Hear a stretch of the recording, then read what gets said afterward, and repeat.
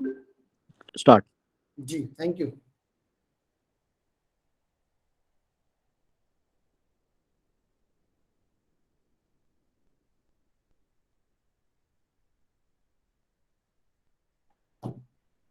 Child conservation foundation और सेवा भारती के साथ हमारी आज ये 91st वेबिनार है। 91वें वेबिनार में आप सभी का हार्दिक स्वागत है। आज हम बात करने वाले हैं एक ऐसी पर्वत श्रृंखला की जो समुद्र तल से 8,848.86 मीटर ऊंचाई पर स्थित है। हम बात कर रहे हैं माउंट एवरेस्ट की, जो किसी जमाने में काफी समय तक ऐसी पर्वत श्रृंखला थी जहां पहुंचना असंभव था, जिसको फतह करना नामुमकिन था। 29 मई 1953 को पहली बार न्यूजीलैंड के एडमंड हिलेरी और नेपाली मूल के भारतीय नागरिक तेन सिंह नोरगे शेरपा ने एवरेस्ट को फतह किया और उसके बाद यह श्रृंखला चल पड़ा। आज कितने लोग उस पर जाके आ जाते हैं और कितने लोग जाकर के वहां पर एवरेस्ट की चढ़ाई चढ़ते हैं, वो सारे रिकॉर्ड्स मिल जाएंगे। हम आज एक ऐसे व्यक्ति की बात करने वाले हैं जो पहली बार वहां पहुंच करके जिन्होंने अपने देश का नाम रोशन किया और जनगण मन गाने वाले वे पहले भारतीय हैं। इसके लिए उनको Guinness book of world record से सम्मानित किया गया। हम बात कर रहे हैं पांडे जी की। रत्नेश पांडे जी भारतीय पर्वतारोही हैं जिन्होंने धरती के सबसे ऊंचे पर्वत श्रृंखला माउंट एवरेस्ट को फतेह किया है। इसके अलावा यूरोप, अमेरिका महाद्वीप समेत 10 देशों में 21 से अधिक पर्वत श्रृंखलाओं पर सफलतापूर्वक चढ़ाई किया है आपने। कठिनाई को किस प्रकार अपॉर्चुनिटी में परिवर्तित कर लिया जाए, कितनी सारी कठिनाइयों का सामना करना पड़ा होगा इनको जब वे वहां पहुंचे होंगे तो। और पूरा जनगण मन जब इन्होंने गाया होगा, ऐसी जगह जहां पे कि रुकना बहुत मुश्किल होता है। लोग सोचते हैं जल्दी से जल्दी हम पहुंचे और वहां से जल्द वापस आ जाए। वहां रुक करके आपने न सिर्फ जनगण मन का गान किया बल्कि औरों को भी प्रेरित किया विश्व में अनेक स्थानों पर ले जाने के लिए। तो कठिनाइयों को किस प्रकार, चुनौतियों को किस प्रकार के हम अपॉर्चुनिटीज में हम बदल सकते हैं, इस बात पे बातचीत करने के लिए हमारे साथ जुड़े हैं रत्नेश पांडे जी।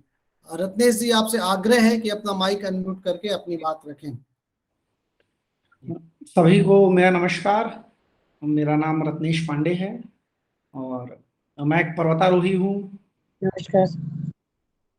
सबसे पहले चाइल्ड कंजर्वेशन फाउंडेशन और राष्ट्रीय सेवा भारती के सभी सम्मानी गणों को, खासतौर से डॉक्टर कृपाशंकर जी और डॉक्टर राघवेंद्र साहब, जिन्होंने मुझे मौका दिया कि आज मैं अपनी बात आप सभी के समक्ष रख सकूं।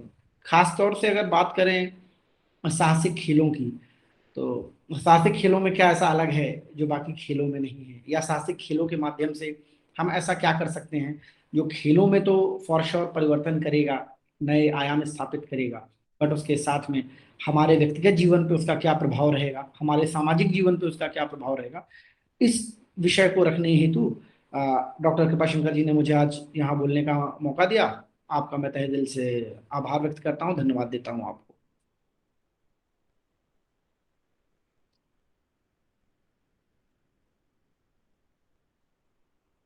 कृपाशंकर जी, मैं अपनी बात जारी रखूं या आप नहीं, आप जारी रखें, आपका सत्र आपकी तरफ है जी। अच्छा जी, बहुत बहुत धन्यवाद आपका। सभी को, जितने भी व्यूअर्स साथ में जुड़े हैं, सबको मैं बताना चाहूंगा कि मैं मध्य प्रदेश का पहला आधिकारिक पर्वतारोही हूँ और मध्य प्रदेश के गठन को 6 दशक हो गए थे। किसी ने भी माउंट एवरेस्ट पे सफलतापूर्वक चढ़ाई नहीं चढ़ी थी। ऐसा मेरा मानना है कि जिस क्षेत्र से मैं बिलोंग करता हूँ, मूलतः रहने वाला मैं सतना मध्य प्रदेश का हूँ और मेरी कर्म भूमि माँ अहिल्याबाई की नगरी इंदौर रही है। और हमेशा, चूंकि ये बात, मैं इस बात का जिक्र करना जरूरी समझता हूँ कि जब भी आप कुछ बड़े कार्य करते हैं, कहीं ना कहीं उसके पीछे आपको कहीं ना कहीं से प्रेरणा मिलती है, किसी न किसी का मार्गदर्शन मिलता है। कहते हैं ना, गुरु बिन मिले ज्ञान न कोहू वाली जो बात है। तो इंदौर में रहते हुए हमेशा उज्जैन पे महाकाल के दर्शन करने का मुझे मौका मिला और चूंकि मेरे गुरुओं के गुरु महागुरु महाकाल हैं, तो 2013 में महाशिवरात्रि को हम दर्शन करके शिव जी के निकले। उस दिन हमारा व्रत भी था। ऐसे ही चर्चा हुई कि इस बार यहाँ भोलेनाथ के दर्शन हो गए हैं, अब कहाँ करना है। तो आपसी में दोस्ती में बात की कि चलो अपन विदेश चलते हैं, कभी विदेश नहीं गए हैं, नेपाल चलेंगे, थोड़ा पहाड़ी क्षेत्र है, भोलेनाथ के दर्शन हो जाएंगे, विदेश का घूमने का घूमना हो जाएगा, थोड़ा वाला स्थान है वहां चलेंगे। इस बीच बातों बातों में मेरे एक दोस्त ने बोला कि क्यों ना अपन और थोड़ा ऊपर चलें, क्यों ना अपन कैलाश मानसरोवर चलें। मैंने बोला ये भी बहुत अच्छा सुविचार है। तो बातचीत में मैंने बोला यार अगर जाना ही है तो क्यों ना माउंट एवरेस्ट चलें। सो ये वो इंस्पिरेशनल स्टेटमेंट था जहां से मेरी माउंटेनियरिंग स्टार्ट हुई। और मैं यकीनन इस बात को हमेशा मैं पूरी मजबूती से रखता हूँ, हर मंच से रखता हूँ कि यदि वो उस दिन महाशिवरात्रि का भोलेनाथ का प्रसाद ही कहूंगा वो ना होता, यदि मेरे दिमाग में ऐसी बातें ना आई होती, तो शायद मैं माउंट एवरेस्ट की चढ़ाई नहीं कर पाता। आपको मेरी आवाज आ रही है? कोई भी एक व्यक्ति कंफर्म कर देगा, कुछ नेटवर्क प्रॉब्लम? कंफर्म है, मैं हूँ, आप बिल्कुल आवाज आ रही है, आप कंटिन्यू करें। जी, धन्यवाद। सो वहां से लाइफ एकदम ही अलग दिशा में गई। तब तक मैं एक मल्टीनेशनल कंपनी में प्रबंधक के तौर पे, सीनियर एडमिन मैनेजर के तौर पे मैं कार्य कर रहा था, और एक बहुत कंफर्ट लाइफ चल रही थी, सब कुछ अच्छा था। मगर दिमाग में हमेशा एक बात जो बचपन से रही कि नहीं, हमें कुछ अच्छा करना है, अपने लिए तो अच्छा करना है, अपने देश के लिए अच्छा करना है, अपने समाज के लिए अच्छा करना है, हम कैसे कर सकते हैं। और इस विचार को लेके तब तक, जब 2013 पे जब ऐसा मेरे साथ वाकया हुआ कि मेरे दिमाग में एक स्टेटमेंट आया, उसके बाद मैंने अपना जॉब छोड़ दिया, मैंने सब कुछ छोड़ दिया, और मैं माउंटेनियरिंग के प्रति, पर्वतारोहण के प्रति पूरे तरीके से 100% समर्पित भाव से लग गया। क्योंकि जब मैं अपना पूरा इस पे वर्किंग कर रहा था, जब मैं होमवर्क कर रहा था, तो एक बात मेरे दिल दिमाग में बहुत क्लियर थी कि ये एक दिन का जॉब नहीं है, ये केक वॉक नहीं है कि आप एक दिन में कर लेंगे, एक हफ्ते में कर लेंगे, 10 दिन में कर लेंगे, नहीं। आपको एक लंबा समय इसके लिए देना पड़ेगा, और 100% कमिटमेंट के साथ, कंसिस्टेंसी के साथ जब आप काम करेंगे, तभी आप ऐसे दुर्गम स्थान तक पहुंच पाएंगे, तभी आप दुनिया के सबसे ऊंचे पर्वत पे सफलतापूर्वक चढ़ पाएंगे। और इस विचार के साथ में मैंने अपना जॉब छोड़ा और मनाली स्थित अटल बिहारी वाजपेयी पर्वतारोहण संस्थान, जो कि दुनिया के सबसे बेहतरीन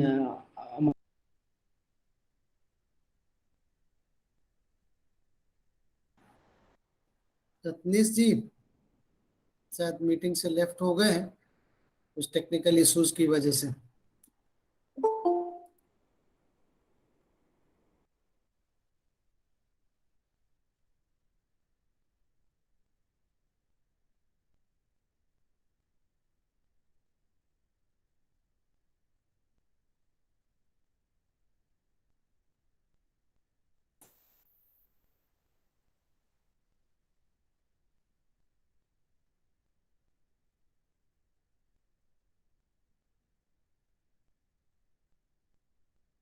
एक सेकेंड में हम चालू कर रहे हैं, जुड़ रहे हैं वो।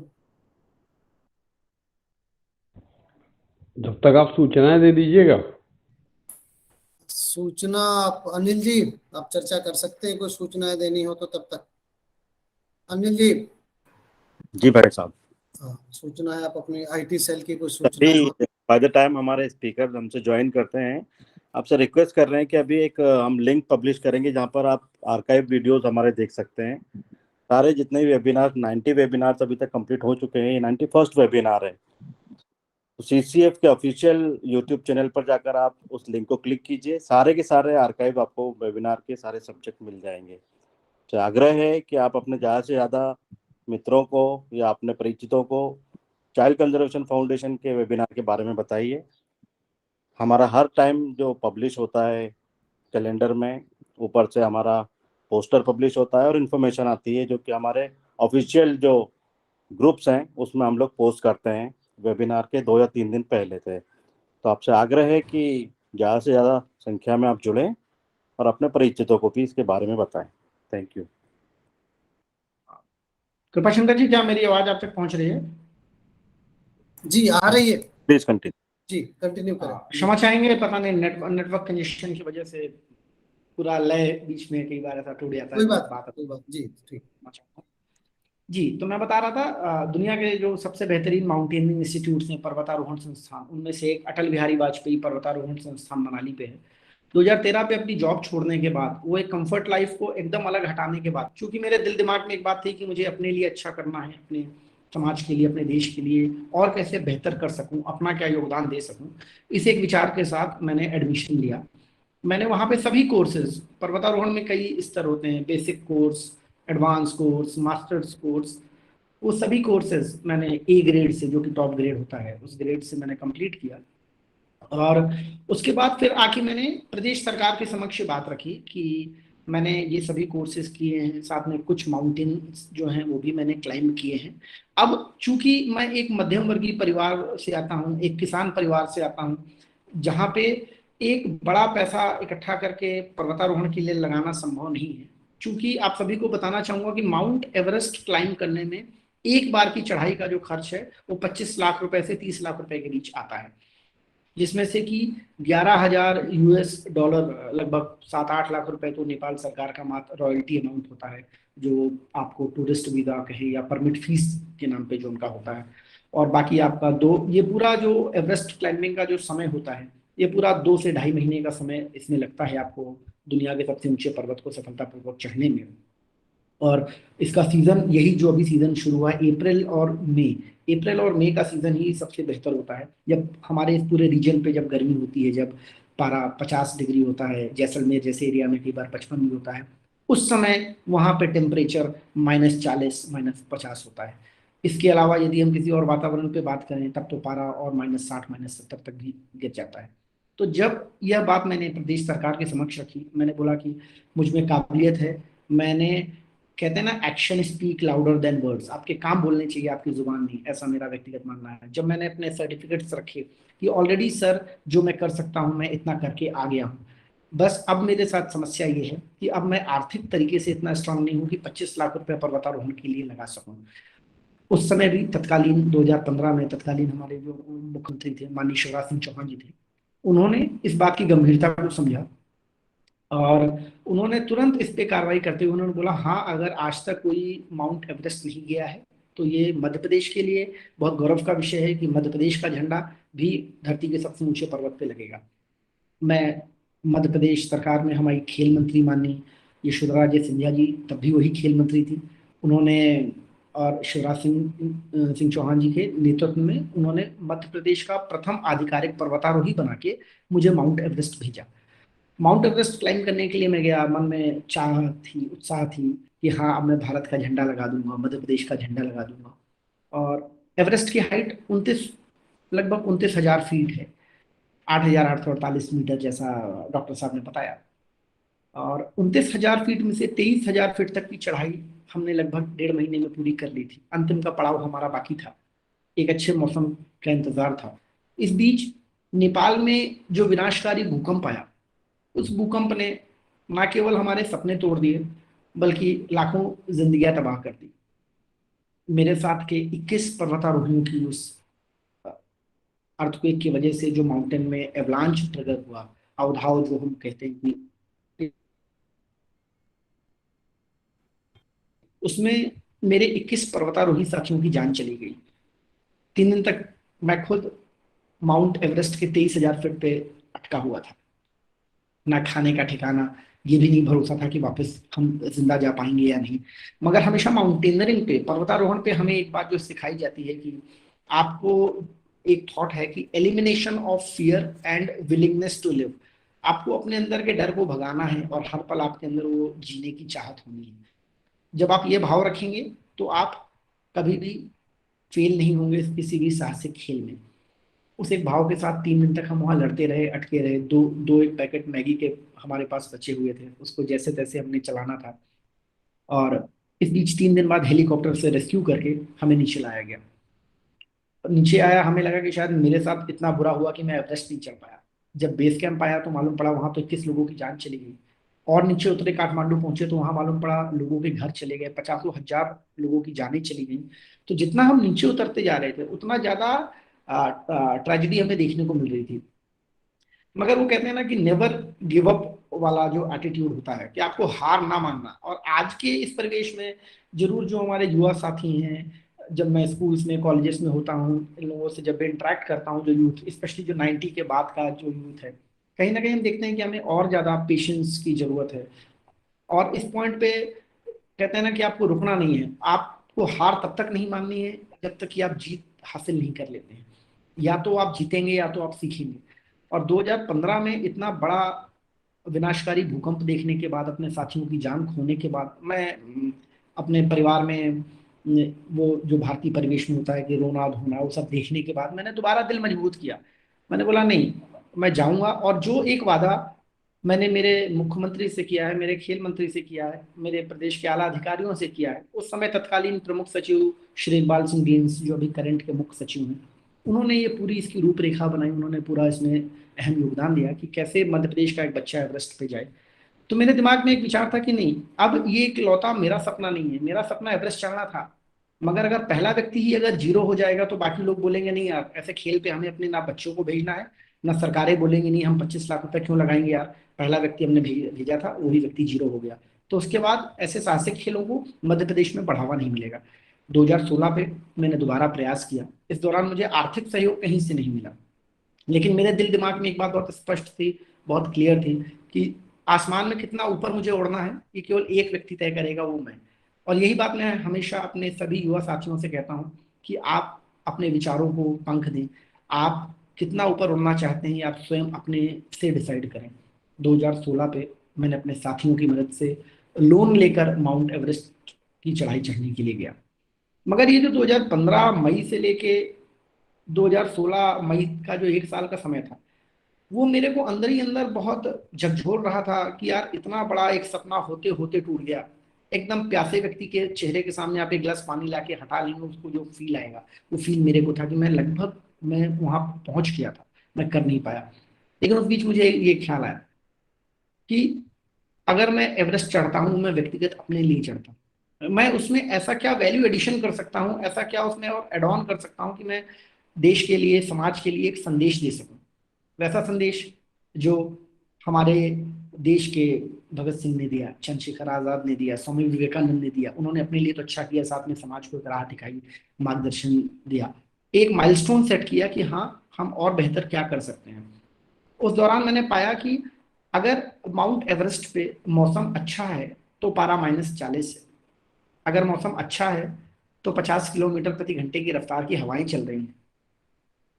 50 किलो का मैं हूँ, 30 किलो का बैग मेरे पीछे है, एकदम खड़ी चढ़ाई आपको चढ़नी है निरंतर, कुछ भी आपके फेवर पे नहीं है। दूसरे खेलों पे चीयर लीडर्स होते हैं, चीयर अप करने वाले लोग होते हैं, वहां पे ना कोई चीयर करने वाला है ना कुछ है। आपको खुद को अपने आप से चीयर अप होना है, खुद ही रोना है, खुद ही हंसना है, कुछ भी करना है, मगर हार नहीं मानना है, वो नेवर गिव अप वाला एटीट्यूड रखना है। और वो एक विचार के साथ मैंने बोला ऐसा क्या करूं। तो उस दौरान मैंने पाया कि इतनी विषम परिस्थितियां होने के कारण किसी भी देश का राष्ट्रगान एवरेस्ट के शिखर पे गुंजायमान नहीं हुआ। मैंने उसके लिए पूरी तैयारियां करी, योगाभ्यास किया, और मैंने कोशिश किया कि कैसे उन ऑड सिचुएशंस पे जहां व्यक्ति मात्र 1 सेकंड के लिए मास्क हटाता है, फोटो खिंचाता है, वापस मास्क लगा लेता है, यहाँ तक कि लोगों की टॉप में फोटो भी बेसुध हालत में होती है, लोग तो बस रो धो के पहुंच गए, अब उतरना है। मेरे दिमाग में था नहीं, इतनी अधिक आपको इसका प्रयत्न करना है, इतना अधिक प्रैक्टिस करना है कि आप सक्सेसफुली ना केवल एवरेस्ट चढ़ें बल्कि वहां पे आप एक नया कीर्तिमान भी स्थापित करें। ये सौभाग्य मुझे बुद्ध पूर्णिमा के दिन 21 मई 2016 की सुबह 6:30 बजे मिला। न केवल मैंने दुनिया के सबसे ऊंचे पर्वत माउंट एवरेस्ट को सफलतापूर्वक चढ़ा, बल्कि प्रथम बार हमारे देश का राष्ट्रगान जन गण मन भी गाया, जो कि एक इतिहास बना। ये वीडियो आपको, अगर आप जन गण मन एवरेस्ट डालेंगे तो आपको यूट्यूब में फॉर श्योर देखने को मिल जाएगा। और आप देखेंगे उसमें ये यकीनन 2 बार मैंने ऑक्सीजन मास्क भी लिया, क्योंकि ऑक्सीजन वहां पे है ही नहीं। और जब आप एवरेस्ट चढ़ के आ जाते हैं, ये तो एक ऐसा सुनहरा पड़ाव है जहाँ पे आप नीचे आते हैं, आपके आसपास सब अच्छा होता है, सब लोग आपसे मिलने वाले होते हैं, फोटो होता है, मीडिया होता है, हर तरफ हाइप क्रिएट होती है। और वो एक ऐसा लाइफ में पड़ाव होता है जहाँ से आपको और सतर्क रहने की जरूरत होती है और सचेत रहने की जरूरत होती है। क्योंकि अगर आप एक टॉप पे पहुंचते हैं, कहते हैं इकोनॉमिक्स कहता है scalability is easy, sustainability is tough. हम स्केल तो कर आते हैं, वहां पे सस्टेन करना हमारे लिए कई बार बहुत मुश्किल होता है। और हमारे जो भी यंगस्टर्स हैं उनको मैं हमेशा ये बात कहता हूँ कि अगर हम कुछ अच्छा कर रहे हैं तो हमें हमेशा प्रयास करना है कि हम निरंतर कुछ ना कुछ आगे करते रहें, लगातार एक के बाद एक के बाद एक छोटा छोटा कदम जीवन पे आगे बढ़ाते रहें। क्योंकि एक हमारे नेपाली एक कोच थे, उन्होंने हमें बोला कि पांडे जी अब तो आपका एवरेस्ट हो गया है, अब तो आप एवर रेस्ट करेंगे। तो मुझे उनकी बात थोड़ी सी अजीब लगी। मैंने बोला सर एवरेस्ट तो मैंने कर लिया है, बाकी एवरेस्ट करूंगा या नहीं करूंगा ये तो आने वाला समय बताएगा। बहरहाल मैं आपको इस बात का आश्वासन देता हूं कि मैं एवरेस्ट तो नहीं करूंगा, कुछ ना कुछ नया नूतन करने का प्रयास जरूर करता रहूंगा। 2016 में एवरेस्ट सफलतापूर्वक चढ़ने के बाद मैंने कुछ और देशों में भी सफलतापूर्वक चढ़ाई करी। उसके बाद मैंने ईरान पे क्लाइंबिंग करने के लिए गया, यूरोप गया, अफ्रीका गया, इंडियन आइस क्लाइंबिंग टीम का नेतृत्व किया। मगर एक इन सब ये सभी व्यक्तिगत अचीवमेंट्स है, इन सब के दौरान हमेशा हर व्यक्ति जो भी किसी भी एक सक्सेसफुल प्लेटफॉर्म पे पहुंच जाता है, किसी भी एक स्टेज पे पहुंच जाता है, ये तो वो सक्सेस की स्टोरी होती है जो सामने दिख रही होती है। इसके पीछे बहुत सारा ऐसा मुकाम होता है जो मालूम नहीं होता। या व्यक्तिगत मेरी बात कहूँ, मैं हमेशा एक बात कहता हूँ कि मैं सम्मान की अपेक्षा सहानुभूति से नहीं करता, इसीलिए अमूमन मैं अपने बुरे समय का जिक्र नहीं करता। मगर छोटे बच्चों को ये बताना जरूरी होता है कि आपको कुछ भी बड़ा चाहिए, for big achievements big sacrifices are required, आपको बड़े बलिदान देने ही पड़ेंगे। एक बार ऐसे ही स्पॉन्सरशिप के लिए मैं भोपाल में आया। मुझे मालूम नहीं कि वल्लभ भवन क्या होता है। मुझे हर व्यक्ति जिससे मिलूं वही मेरे को बोले, जितने भी नेताओं से मिलूं, जिससे भी बड़े अधिकारी से मिलूं, सब बोले वल्लभ भवन चले जाओ, वहां जाके देखो शायद हो, वल्लभ भवन चले जाओ। तो कुछ समय बाद मुझे समझ में आने लगा कि अच्छा वल्लभ भवन, जब मैं भोपाल आना शुरू किया तो मुझे मालूम पड़ा अच्छा यहाँ पे 3-4 स्पॉट्स हैं, वल्लभ भवन, विधानसभा, 4 इमली, 74 बंगले, क्योंकि सब लोग यहीं रहते हैं, नेता मिनिस्टर सब। हर दरवाजे आपको अपनी फाइल लेके जाना है कि सर मुझे माउंट एवरेस्ट चढ़ना है, मुझे सपोर्ट कर दो। इस दौरान एक दिन थोड़ी सी बारिश हो गई। बारिश होते हुए मेरा पाँव गीला हो गया नीचे से, तो मैं ऐसे जूता पलटा के देखा तो जूता घिस गया, वो थोड़ा सा पानी घुस गया अंदर। तो थोड़ी मेरी आंखें भर आई। मैंने सोचा कि पढ़ा था मैंने कि जूते घिस जाते हैं मेहनत करते हुए, आज यार पांडे जी वही हो गया, आपके जूते घिस गए लेकिन आपकी स्पॉन्सरशिप नहीं हुई अभी तक। बट ये बात बहुत क्लियर थी हमेशा से, डे वन से मेरे को एक बात जो बहुत स्पष्ट है, मैं बहुत अडिग हूँ कि नहीं, अगर मैंने कुछ ठाना है तो मुझे वो करना है। समस्याएं कुछ भी आए, लोग कितना भी आपको नीचे गिराने का प्रयास करें, कुछ भी रोकें, निगेटिव्स नहीं। और खास तौर से जब आप बहुत बड़ा एक टारगेट लेते हैं जो कि एक नेक्स्ट टू इम्पॉसिबल होता है, तो ज्यादातर आपको निराशा ही आसपास दिखेगी। लेकिन यदि आपके अंदर वो ऊर्जा है, आपको लगता है आप कर सकते हैं, तो आप रुकेंगे नहीं। मैंने एवरेस्ट की चढ़ाई के बाद दूसरे पर्वत जो व्यक्तिगत चढ़े, इसके बाद मेरा प्रयास था कि कैसे हम मध्य प्रदेश में पर्वतारोहण को और अधिक बढ़ावा दे सकें। क्योंकि जो 2015 पे मैंने प्रदेश सरकार के समक्ष प्रस्ताव रखा था, वो ये रखा था कि मुझे तो माउंट एवरेस्ट चढ़ना है, साथ में हम मध्य प्रदेश में कैसे साहसिक खेलों को एक आधिकारिक प्लेटफॉर्म दिला सकें, उस पर हम कैसे काम कर सकें। इसको रखते हुए मेरे 1-2 स्टूडेंट्स हैं, उन्होंने भी सफलतापूर्वक माउंट एवरेस्ट उसके बाद चढ़ाई चढ़ी। उसके बाद लैंगिक भेदभाव को दूर करने हेतु समाज में मुझे सौभाग्य मिला कि 25 किन्नरों के एक दल को मैंने सफलतापूर्वक हिमालय की लगभग 17,500 फीट ऊंची एक चोटी है माउंट फ्रेंडशिप, वो सफलतापूर्वक उस किन्नरों के दल को फतेह कराई, ताकि लैंगिक भेदभाव समाज से हम किस तरीके से दूर कर सकें। इस पीछे 2 अक्टूबर हमने दिव्यांगों के 75 दिव्यांगों के एक ग्रुप को 6,111 मीटर ऊंचे माउंट यूनाम पर्वत पे सफलतापूर्वक उनकी टीम को हमने सफलतापूर्वक क्लाइंब कराया। तो जब हम क्लाइंबिंग करते हैं, कई बार ऐसी हालात परिस्थितियां आती हैं, क्योंकि माउंटेनरिंग में या किसी भी साहसिक खेलों में हमें सबसे ज्यादा जो इम्पोर्टेंट मैसेज जो देखने को मिलता है, जो हमें बात समझ में आती है, वो ये कि आप शारीरिक तो आपको मजबूत होना है, साथ में मानसिक उससे ज्यादा मजबूत होना है। मेंटल स्टेट आपका लाइफ में सब कुछ डिसाइड करता है। क्योंकि जब आप किसी भी जीवन के पड़ाव पे होते हैं, आप सामाजिक परिस्थिति पे हैं, आपको वहां पे प्रॉब्लम आती है, आपको आर्थिक हालात आपका कमजोर होता है, आप परेशान होते हैं, हर पॉइंट में अगर आप मेंटल स्ट्रांग हैं, मेंटली यदि आप स्टेबल हैं, तो आप फॉर श्योर ये समझ सकते हैं कि उस सिचुएशन से आप बहुत आराम से, जरूर थोड़ा समय लगेगा, मगर ये सूर्यास्त आपके जीवन का नहीं हुआ है। जैसे कल फिर सूरज उगेगा, जैसे कल फिर दोबारा उसकी किरणें छाएंगी, सेम उसी तरीके से आपके जीवन की आज जो निगेटिव परिस्थितियां हैं, इनसे आप दोबारा कोप अप कर सकते हैं, आप इसको सब अच्छे से लड़ें, आप दोबारा आगे बढ़ सकते हैं, आप दोबारा इनको जीत सकते हैं। और पूरे देश भर में लगभग 1000 से ज्यादा शहीद परिवारों से मेरा व्यक्तिगत मिलना हुआ है। और ये बात मैं जरूर इस बात का जिक्र करता हूँ कि मेरे माउंट एवरेस्ट की जर्नी पे उन शहीदों का बहुत बड़ा अहम योगदान रहा है। क्योंकि स्पेशली कारगिल वॉर के समय मैं स्कूल में था, मैं हमेशा देखता था कि रोज 4 पार्थिव शरीर आ रहे हैं, 6 पार्थिव शरीर आ रहे हैं, और वो सभी हमारे यंग एज 20 साल, 22 साल, 23 साल, 25 साल के सभी साथी थे। तो उन जब परिवारों से मैं मिला, उन माताओं से मिला, उनके पिताओं से मिला, उसके भाइयों से मिला, उनके बहनों से मिला, तो मैंने पाया कि नहीं, जो उन्होंने एक सर्वोच्च बलिदान जो देश के लिए दिया है उन वीर सैनिकों ने, तो यदि उसको हम देखें तो उसको कंपेयर तो नहीं कर सकते हैं, मगर हाँ उसके आसपास हम भी कुछ अपने समाज में ऐसा कर सकते हैं जो उदाहरण स्थापित कर सकता है।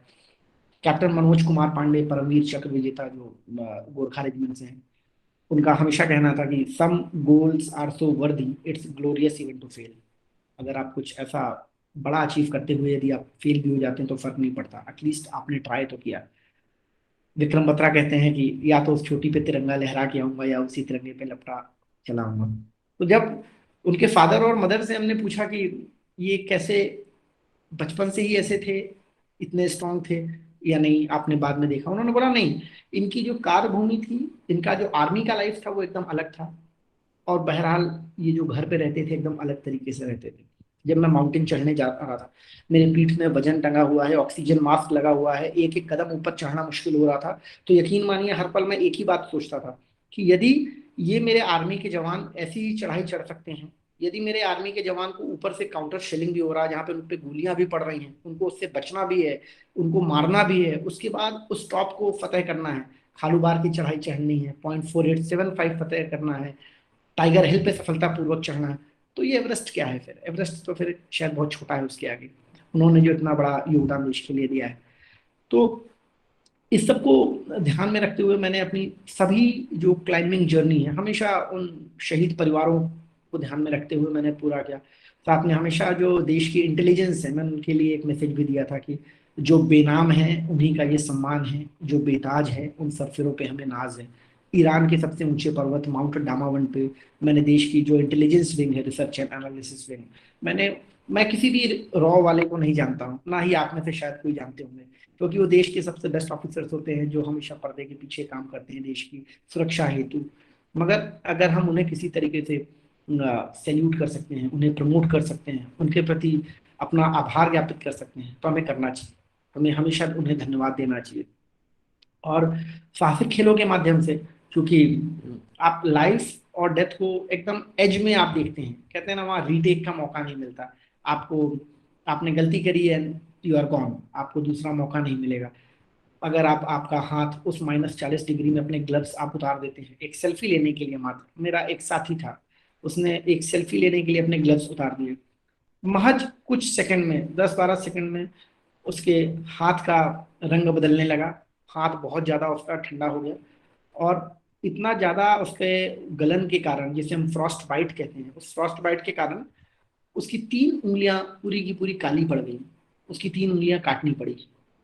ऐसे एनवायरनमेंट में जहाँ पे कुछ भी आपके फेवर पे नहीं है, आप पहाड़ चढ़ रहे होते हैं, ऊपर से पत्थर आपके ऊपर गिर रहे होते हैं, कई बार आपके घुटने पे लगता है, कई बार लोग इंजरी होती है, कई बार इतना तेज पत्थर लगता है कि आप नीचे गिर जाते हैं। तो उन सभी ऑड सिचुएशंस पे जब आप ये देखते हैं कि नहीं, अगर मैंने ये अचीव किया है तो मात्र एक पर्वत नहीं है, वो मात्र एक ये माइलस्टोन नहीं कि आपने उस पर्वत को चढ़ा है, नहीं, वो एक संदेश है कि दुनिया का जो सबसे कठिन टास्क है वो आपने पूरा किया है।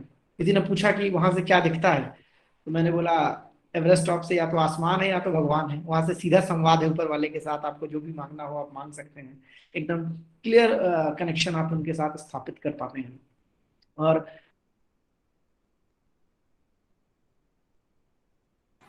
रत्नेश जी आवाज मगर जी, सर मेरी आवाज आ रही है आपको? हाँ अभी ठीक है, ठीक है। क्षमा चाहूंगा, ये नेटवर्क प्रॉब्लम के कारण बार बार ये डिस्कनेक्शंस और ये इंटरप्शंस हो रहे हैं। तो माउंटेन से एक एक मैसेज जो मैं हमेशा अपने ऊपर भी लागू करता हूँ और हमेशा सबको बोलता हूँ ये बात, तो जो सरलता जो देखने में आपको माउंटेन से मिलती है, कि मतलब आप एरोगेंस से कितना दूर हो जाते हैं। माउंटेन्स कहते हैं कि हम इतने बड़े हैं और इतना हमारे अंदर वो अहम, ईगो, एरोगेंस नहीं है, और तुम इतने से हो, इतना सारा एरोगेंस ले घूमते हो कि आज मेरे पे ये बॉडी मेरी ऐसी है, ये सोने की चैन है, बड़ी कार है, बड़ा पद है। नहीं, लाइफ का मजा आपकी सरलता में है, आप कितने अच्छे तरीके से, कितने ग्रेसफुल तरीके से चीजों को एक्सेप्ट करते हैं। आज के परिवेश में जरूर ये बात मैं बोलता हूँ कि जो सवाल पूछने की जो पद्धति बहुत ज्यादा हो गई है, मतलब यस हमें सवाल पूछना चाहिए, मेरा मना ही नहीं है, मैं बहुत प्रैक्टिकल वे पे अगर देखूं, यंगस्टर्स के समक्ष अगर बात रखूं, यस आपको सवाल पूछना चाहिए, मगर कहीं ना कहीं आपको हमारी भारतीय संस्कृति का आपको ये समझना चाहिए कि यदि आपके माता पिता कुछ बात बोल रहे हैं तो उसके पीछे कुछ ना कुछ वजह भी होती है। आपको अपने माता पिता की बातों का सम्मान करना चाहिए। आजकल हर बात पे तुरंत क्रॉस क्वेश्चन करना, तुरंत हर बात को बार करके अपनी तथ्य रखना, ये जो यूथ के बीच एक बात आती जा रही है, कहीं ना कहीं मुझे लगता है कि हाँ, अगर हम लोगों के बीच में अगर जितना ज्यादा स्पोर्ट्स में हर बच्चे को हम डालेंगे तो कहीं ना कहीं वो डिसिप्लिन बच्चे को सीखने को मिलेगा। वॉलीबॉल के मैदान पर जब मैं खेलने जाता था बचपन में तो कभी मुझे अंदर अलाउ नहीं करते थे जो मेरे सीनियर, लेकिन हाँ पिच में झाड़ू लगवाना है, चूना डलवाना है, और जो बाहर बॉल जाती है उसको उठा के लाने का काम मैं ही करता था। तो अब जब वहां पे 12 खिलाड़ी अंदर खेल रहे हैं और 1 महीने से मात्र मैं झाड़ू लगा रहा हूँ, मात्र मैं वहां पे चूना डाल रहा हूँ, तो कहीं ना कहीं अनुशासन जागता है। उसके बाद जो आपके आने वाले बच्चे होते हैं उस संदेश को और अच्छे तरीके से फॉलो करते हैं। पोस्ट कोविड 2 साल घर पे रहते रहते इतना ज्यादा टेक्नोलॉजी का डोमिनेंस हो गया है कि हर चीज मोबाइल ही है, मोबाइल से बाहर कहीं आप निकल ही नहीं पाते हैं। एक हमारे गुरु हैं जो माउंटेनियरिंग के, कई बार ऐसा होता है कि जब आप इतना टफ जॉब करते हैं तो मक्कारी आ जाती है अंदर की, नहीं आ रहा चलो आराम कर लो आज क्या ही करना है, वो अजगर वाला हाल आदमी हो जाता है। अब बाहर बर्फ गिर रही होती है, अंदर मैगी अगर आपके टेंट में बनी है तो कोई भी निकलना नहीं चाहेगा। आप लोगों में से बहुत लोग कुल्लू मनाली या गुलमर्ग कश्मीर घूमने गए हुए, आपने देखा होगा कि आप एक बार पहुंचे, ओहो बहुत ठंड है, अब तो कमरे से बाहर ही नहीं निकलना है। तो जहाँ पे -20 -30 है वहां तो कौन निकलेगा। तो हम लोग कभी निकलते नहीं, तंबू के अंदर बैठ के सूप पी रहे हैं, मैगी खा रहे हैं। तो हमारे एक सर हुआ करते थे, वो हमेशा एक बात बोलते थे, अरे मकारो, मेहनत करो नहीं करो अलग बात है, लेकिन कम से कम इतना कर लो कि आपके शरीर से एक बार पसीना बह जाए। क्योंकि जिस समय आपके बॉडी एक बार वो सेटिंग होती है, वो पसीना होता है, कहीं ना कहीं आप ना केवल अपने बॉडी को हेल्दी रखने में आप एक कदम आगे बढ़ाते हो, बल्कि यस आपके जो डेडिकेशन है, जो कमिटमेंट है, कंसिस्टेंसी है, उसको भी मेंटेन रखते हो। तो आज के यूथ को तो फॉर श्योर इस बात पे 100% मैं कहता हूँ दबाव ना केवल परिवार को, स्कूल वालों को, हर जगह देना चाहिए कि हाँ 1 घंटा बच्चा तो आपका 100% इतना अस्त व्यस्त लथपथ होके आए कि हाँ पसीने में एकदम 1 घंटा उसने फुटबॉल खेली हो, कबड्डी खेली हो, कुछ भी खेल खेला हो, तो उन खेलों से फॉर श्योर ना केवल उनका शारीरिक विकास होगा बल्कि उनका बौद्धिक विकास भी होगा। और यदि वो किसी साहसिक खेल की तरफ आते हैं, यकीनन मैं कह सकता हूँ इस विषय में कि आप एडवेंचर स्पोर्ट्स में, साहसिक खेलों में, जिस समय आप हेलीकॉप्टर से जंप कर रहे होते हैं, कुछ समय पहले मैं एक टेड टॉक में गया था, तो वहाँ पे किसी ने बोला आपका परिचय दो, तो मैंने बोला मेरा नाम रत्नेश पांडे है, मैं पहाड़ चढ़ता हूँ, माउंटेन पे साइकिल चलाता हूँ, पैराग्लाइडिंग करता हूँ, स्काई डाइविंग करता हूँ, या संक्षिप्त में कहूँ तो ऐसे तमाम उल्टे कामों से मेरा सीधा संबंध है। तो उन्होंने बोला ये उल्टे काम कैसे है, मैंने बोला क्योंकि हमारा जो एक माइंडसेट होता है कि नहीं, जो साहसिक खेल है, जो एडवेंचर स्पोर्ट्स है, यहाँ पे लाइफ रिस्क इन्वॉल्व है, यहाँ पे जान जा सकती है, यस यहाँ पे जान जा सकती है, मगर आप यदि सेफ्टी का ध्यान रखते हैं, पूरी सुरक्षा का ध्यान रखते हैं, पूरे गैजेट्स का, इक्विपमेंट्स का ध्यान रखते हैं, तो फॉर श्योर सेफ्टी के साथ ना केवल आप उस एडवेंचर स्पोर्ट्स का लुत्फ उठा सकते हैं, बल्कि आपके लिए एक आजीवन अविस्मरणीय, अगर मैं बोलूं लाइफ टाइम जो मोमेंट होता है वो आपको आपके लाइफ में मिलता है। जिस समय आप हेलीकॉप्टर से अगर कभी जंप करते हैं, या आप जब पैराग्लाइडिंग, बहुत सारे लोगों ने, शायद आप में से किसी ने करी हो, नहीं करी हो तो जरूर ट्राई करें, मेरा एक सुझाव है। आप जब हवा में बादलों के बीच होते हैं, एक पल के लिए लगता है ओहो आज तो चले गए, आज तो जान मर गई हमारी, और आदमी अपने भगवान को, ईष्ट को, सबको याद कर लेता है कि हे बजरंगबली आज बचा ले, आज नीचे उतार ले, आज के बाद कभी नहीं करूंगा। और वो एक फ्रैक्शन ऑफ सेकंड में आदमी को अपने जीवन में हर गलत किया हुआ काम याद आ जाता है, और आने वाले पूरे अच्छे काम आदमी याद करता है कि भगवान आज मुझे नीचे उतार दे, आज के बाद मात्र मैं वही काम करूंगा जो समाज के लिए अच्छा होगा, देश के लिए अच्छा होगा, मेरे परिवार के लिए अच्छा होगा। तो वो जो एक थॉट है, वो थॉट बहुत इंपॉर्टेंट है, क्योंकि आपको लाइफ का रियल सेंस, लाइफ का एसेंस आपको समझ में आता है, आपको समझ में आता है आपको लाइफ में क्या करना है, क्या नहीं करना है। और जब मैं इसी चीज को यूथ के बीच रखता हूँ, अभी कई सारे स्कूल्स में, कॉलेजेस में जब हम जाते हैं, वहाँ पे इंडोर ऐसा लीडरशिप ट्रेनिंग प्रोग्राम करते हैं, जहाँ पे हम उन्हें एक वॉल के सहारे छोटी सी क्लाइंबिंग कराते हैं, आर्टिफिशियल वॉल क्लाइंबिंग, एक जिप लाइन में रस्सी के सहारे बच्चे को एक छत से दूसरे छत पे लेके जाते हैं। तो उनके अंदर वो फील आता है कि वाओ सर मैंने ये कर लिया, 5 फीट की ऊंची बिल्डिंग से जब उनको पहले पाँव कांप रहे होते हैं, जब वो नीचे देखते हैं और जब उनको एक रस्सी के सहारे नीचे झुला देते हैं और नीचे उतरने के बाद उस बच्चे के अंदर का जो कॉन्फिडेंस होता है, सर मैंने तो सोचा भी नहीं था कि मैंने कर लिया। तो मुझे लगता है कहीं ना कहीं वो ना केवल आपका फिजिकल डेवलपमेंट में हेल्प करता है, बल्कि यस आपका मेंटल हेल्थ बहुत ज्यादा इंप्रूव करता है।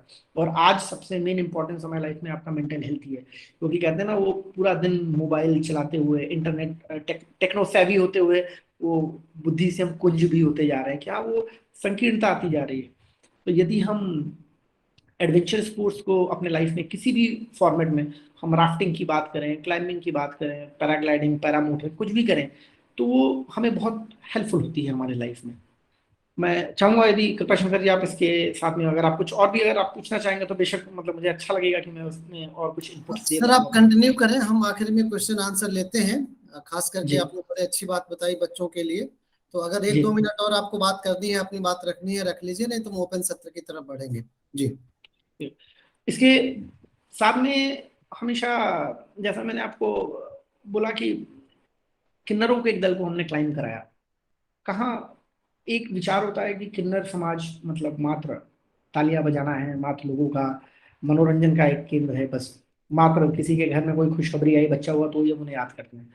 क्योंकि बहुत पहले जब मैं इंदौर में रहता था तो मैंने देखा था यहाँ ऐसी कुछ सरकारी स्कूल से समस्या आ रही थी कि यहाँ बच्चों के पास पढ़ने के लिए किताबें नहीं थी, बस्ते नहीं थे। और ये बात यहाँ पे अखबारों में बहुत छपी, बहुत हाईलाइट हुआ, कई साल पहले का ये मसला है।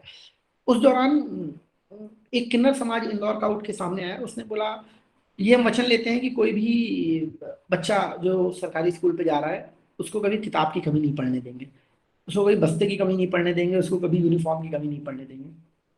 तो मुझे लगा कि यार ये जो सोच है, ये सोच तो किसी पे भी हो सकती है। और इस दौरान मैं कई किन्नर समुदाय के लोगों से जब मैं मिला तो उन्होंने बोला हम अलग नहीं है, मात्र आपके देखने का नजरिया अलग है। आप अगर लैंगिक आधार पर मात्र अगर हमारे साथ भेदभाव करते हैं तो ये शायद आपका दृष्टिकोण गलत है।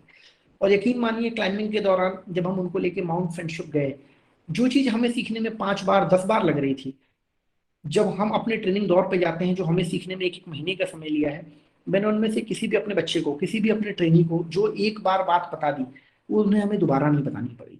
तो कहीं ना कहीं उनका जो मेंटल स्टेट है वो इतना स्ट्रांग है, क्योंकि वो एकाग्रचित है, वो बहुत फोकस्ड है, मतलब उनका डाइवर्जन नहीं है, उनके दिमाग में 10 बातें यहाँ वहाँ की नहीं चल रही हैं, एकदम क्लियर है उनको क्या करना है। तो शायद मुझे लगता है ये जो एकाग्रता वाली जो बात है, ये बहुत जरूरी है आज के यूथ के लिए, सो दैट वो कंसिस्टेंट होके परफॉर्म करें और अलग अलग क्षेत्रों में, किसी भी क्षेत्र में अच्छा काम करें।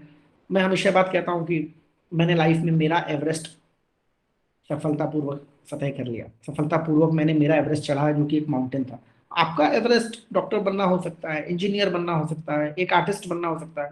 आप आपका एवरेस्ट कैसे चढ़ेंगे ये आपको तय करना है। क्योंकि इस पूरे पूरे सिस्टम में मैं एक बात जानता हूँ, अपने स्कूल के दौर में मैं हाइट में कम था, मेरे बाल बचपन से ही कम है, और सबसे आगे लाइन पे मैं बैठता था। और जो क्लास के एकदम टॉपर हुआ करते थे, जो एकदम स्ट्रांग हुआ करते थे, वो बीच में थोड़ा सा दादा टाइप के लोग होते थे। तो मैं हमेशा सोचता था अरे यार इनके आगे तो हम कहाँ हैं, लेकिन मुझे हमेशा से बात मालूम थी कि मैं अच्छा कर सकता हूँ। और बस वो एक थॉट मैंने अपना पकड़ के रखा। और ये बात उस टीचर से अच्छा कोई नहीं जानता, एक शिक्षक जो है किसी भी क्लास का, वो एक बच्चे को वही काका काका अइयां पढ़ाता है, वही एबीसीडी पढ़ाता है और वही अलजेब्रा पढ़ाता है। लेकिन उसके बाद 12वीं पूर्ण करने के बाद, आगे की स्कूलिंग ग्रेजुएशन पूरी करने के बाद, मास्टर्स पूरी करने के बाद, वो एक समय होता है कि शिक्षक वहीं का वहीं रह जाता है। उनका एक बच्चा साइंटिस्ट बनता है, एक बच्चा उनका आर्टिस्ट बनता है, एक बच्चा उनका डॉक्टर बनता है, एक बच्चा उनका इंजीनियर बनता है।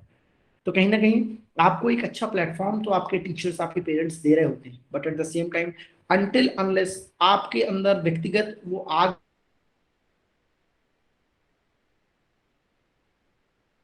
होने की, दोबारा लड़ने की चाह आपके अंदर नहीं होगी, तब तक कोई भी आपको जबरदस्ती नहीं कर सकता, आप आगे नहीं बढ़ सकते। और यकीनन ये तभी पॉसिबल है जब आपके आसपास की सराउंडिंग्स, खासतौर पर आपके दोस्त जिन कम्युनिटी में आप बैठ रहे हैं, वहां पे आपको कैसा एनवायरनमेंट मिलता है, कैसी मोटिवेशन मिली है, ये उस पर बहुत निर्भर करता है।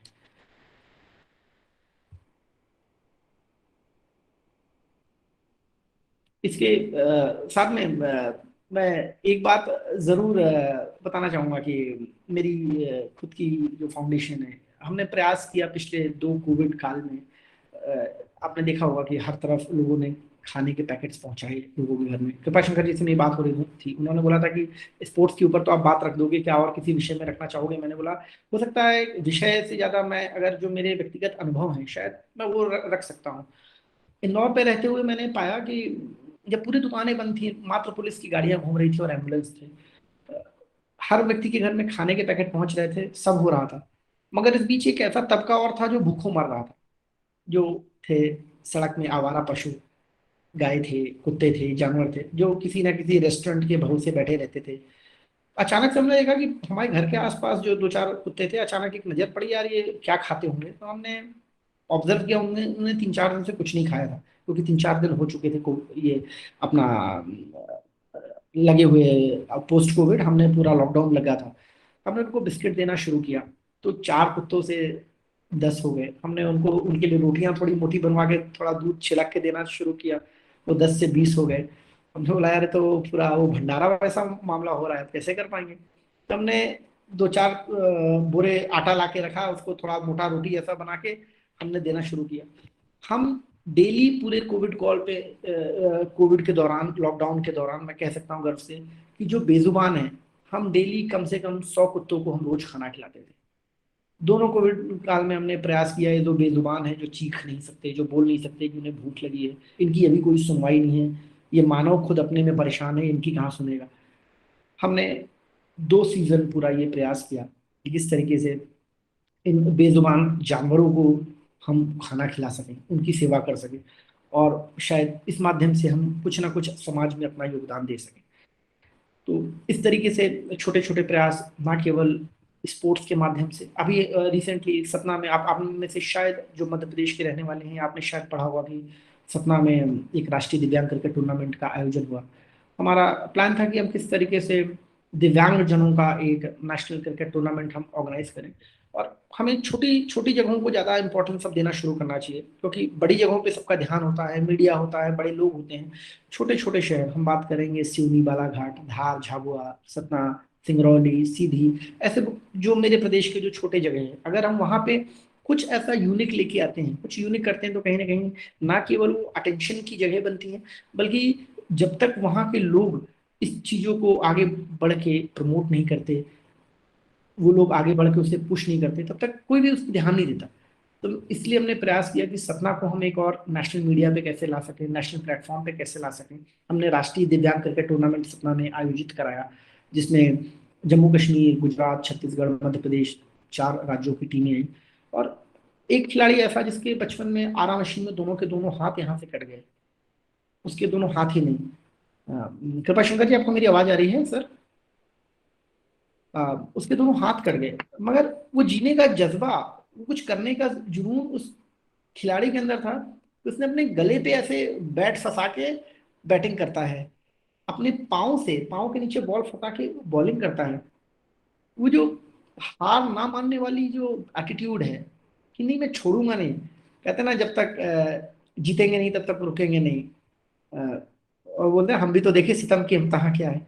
तो वो जो समाज में हमें एक चैलेंज एक्सेप्ट करने की जो फितरत है, जो हमारे अंदर जो एटीट्यूड है, वो आना बहुत जरूरी है, क्योंकि समय के साथ हम ग्राउंड से बहुत दूर होते जा रहे हैं। हम जो हमारा कोर है आजकल, आप फॉर श्योर आप सभी देख रहे होंगे, ये मैं खुद जो ऑब्जर्व करता हूँ, अगर मैं 80s बॉर्न हूँ, मैं ऑब्जर्व करता हूँ, तो आप लोग तो फॉर श्योर कर रहे होंगे कि आजकल प्रणाम और पाँव छूने से ज्यादा hello how do you do पे प्रचलन शुरू हो चुका है।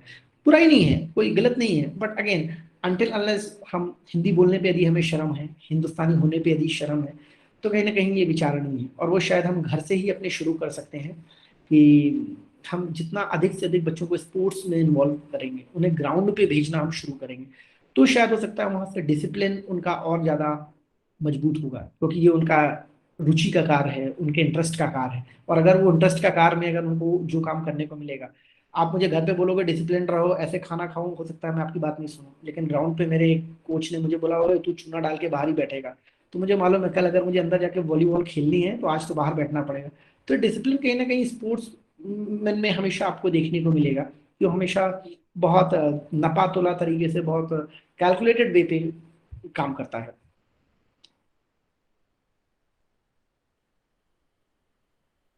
जी सर, बहुत मस्मराइजिंग लग रहा था, ऐसा लग रहा था आपको सुनते ही जाएं अनुभव, छोटी छोटी बातें किस प्रकार हम बच्चों में आज के विकसित कर सकते हैं। और कहने की बात अलग है, जब आपने अनुभव किया होगा। तो मैं अपनी थोड़ी बहुत जो एक कवि की कल्पना है, थोड़ा बहुत लिखने पढ़ने का शौक भी है, तो मैं उस कल्पना में खो सा गया था कि वास्तव में क्या हुई होगी वो सब चीजें। तो निदा फाजली लिखते हैं कि किन राहों से दूर है मंजिल, कौन सा रास्ता आसा है, जब हम थक कर रुक जाएंगे औरों को समझाएंगे। आपकी ना रुकने वाली जो ये बात है, नेवर गिव अप वाली जो बात है, वही आपको एक वास्तविक योद्धा बनाती है। और उसी का वो जज्बा था जो मुझे लगता है कि आपको एवरेस्ट तक ले गया, और आपने अपने जीवन का एवरेस्ट चढ़ा, हमें हमारे जीवन का एवरेस्ट चढ़ने के लिए प्रेरणा दी। बहुत बहुत धन्यवाद सर आपका।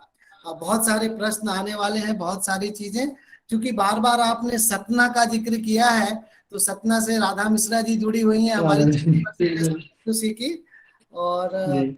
ओपन आंसर ले हम इसके पहले। सतना जी, राधा जी आप कुछ कहना चाहेंगी, क्योंकि आपके शायद व्यक्तिगत मुलाकातें भी हुई होंगी सतना में, आप एक दूसरे से परिचित भी होंगे।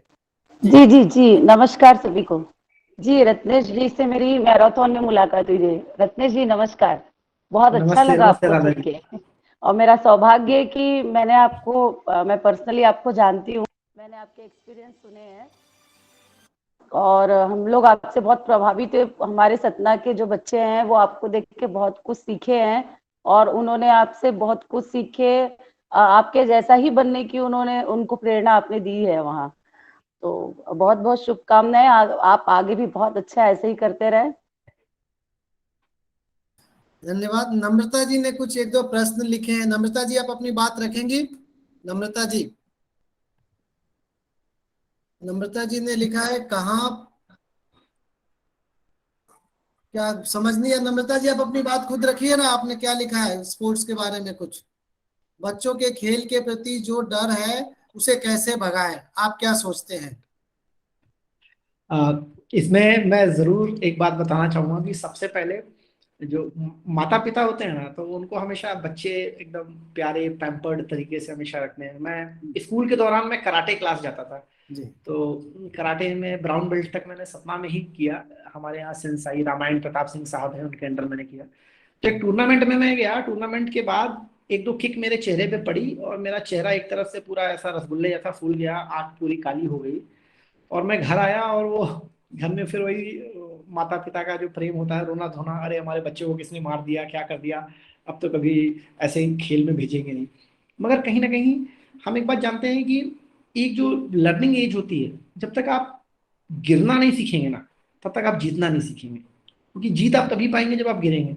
जिस समय आप वो मिट्टी में घसीट के आते हैं, आपके घुटने छिले हुए होते हैं, आपके हाथ छिले हुए होते हैं, पसीना लगा हुआ होता है, यदि आपका बच्चा गिर रहा है, छिल रहा है, कोई बात नहीं, ये जरूर ध्यान रखें कि वो सेफ्टी का ख्याल रखें। मगर प्लीज, अगर नहीं भी जा रहा है ना, जबरदस्ती घर में उसको एक फुटबॉल देके बाहर भेज दीजिए, कबड्डी खेलने दीजिए, गिरने दीजिए। क्योंकि जब आदमी एक दूसरे का हाथ पकड़ के मैदान पे फुटबॉल खेलता है, कबड्डी खेलता है, तो कहीं ना कहीं एक टीम बॉन्डिंग, टीम स्पिरिट, वो जो थॉट आता है।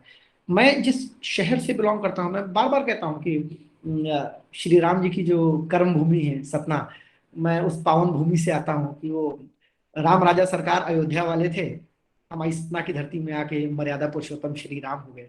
तो जो उन्होंने एक जीवन कैसे जीना है, एक आदर्श मानव कैसे होना है, ये उन्होंने अगर मेरी इस धरती से सीखा, तो शायद उसका एक एक कण भर भी यदि मैं अपने जीवन पे ला पाऊं, तो मेरे लिए बड़ी सौभाग्य की बात होगी। और उसको मैं हमेशा सभी पेरेंट्स को ये बात कहता हूँ, आप बच्चों को प्लीज, प्यार करना एक अलग बात है, मगर उसके साथ में एक्सट्रीम पैम्पर करने की जरूरत नहीं है। आपको बच्चों को थोड़ा बाहर निकालना चाहिए, थोड़ा उन्हें मेहनत करने देना चाहिए, थोड़ा लगता है गिरने दीजिए, चोट लगने दीजिए। आप उनको जब तक वो मजबूत नहीं होंगे, अगर गिरेंगे नहीं तो मजबूत नहीं होंगे, और मजबूत नहीं होंगे तो आप उन्हें आज तो रोक लेंगी, आज आप उन्हें बहुत अच्छे तरीके से प्यार से रख लेंगे, मेरा बेटा मेरा बच्चा, ऐसा नहीं। लेकिन क्या होगा जब वो 18 साल के बाद हायर स्टडीज के लिए बाहर जाएगा? क्या होगा जब शादी के बाद एक नई फैमिली एडॉप्टेशन होगा, नई फैमिली जुड़ेगी? क्या वो समन्वय बिठा पाएगा? समाज में यदि वो जाता है, उसके साथ कोई ऐसी अप्रिय घटना घटित होती है, तो क्या वो रिस्पॉन्सिव होगा? कैसा उसका डिसीजन मेकिंग होगा? कैसा उसका दिमाग चलेगा? अरे खेल के मैदान पे क्यों नहीं होगा? आपको मालूम है कि आपको एक बॉल बची हुई है, 5 रन लेना है, पूरा ग्राउंड आपके खिलाफ खड़ा हुआ है, वो हल्ला हो रहा है आउट करो आउट करो, लेकिन आप